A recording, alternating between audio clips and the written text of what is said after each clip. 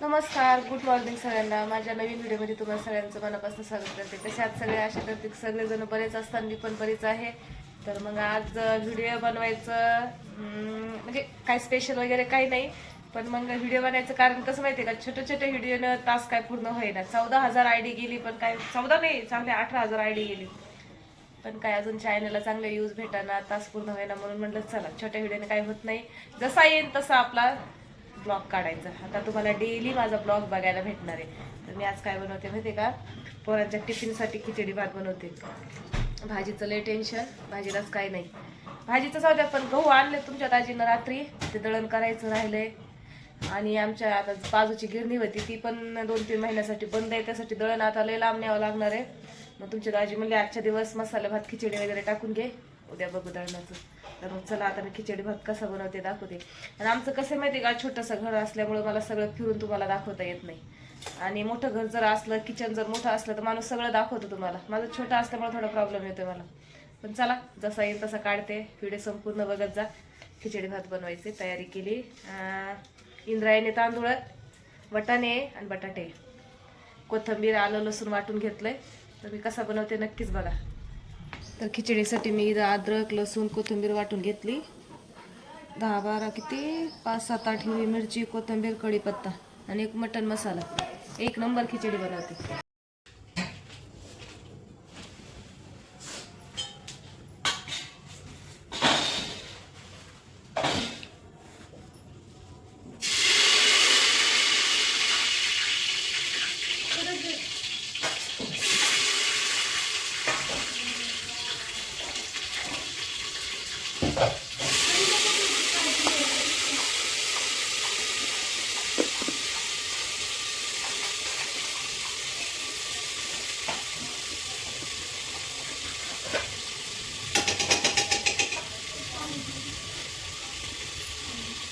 तांदूळ धुवून दे मला.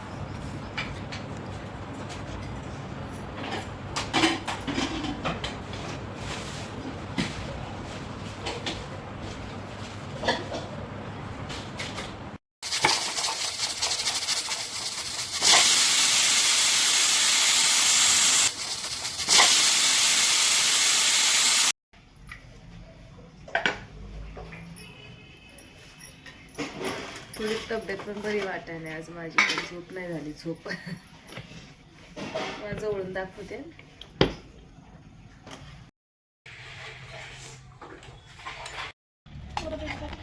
थंड झालं वाटतं का खरा.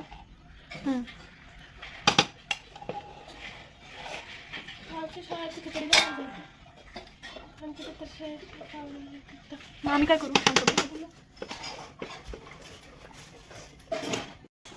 आज बनवलं असतं पण पीठ नाही ना. म्हणजे आता पप्पा घरात मग आणून कांद्याची पात बनवून कसं झालंय खाऊन बघते.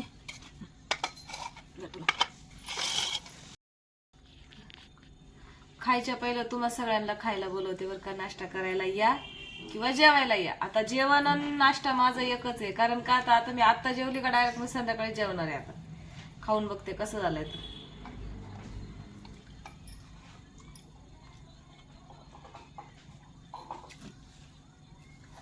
छान झालं. तुम्ही म्हणता कसा झाला तरी एखादा छान झालाच म्हणणार आहे, नाही पण चांगला झाला.